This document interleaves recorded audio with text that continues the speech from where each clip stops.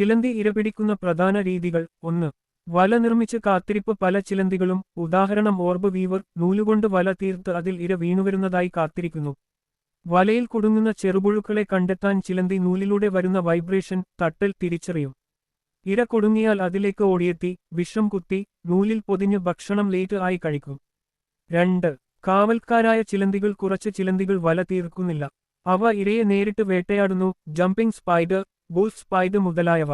കാണാൻ വലിയ കണ്ണുകളുണ്ട്. ഇരയെ ചാടി പിടിച്ചു വിഷം കുത്തും. 3.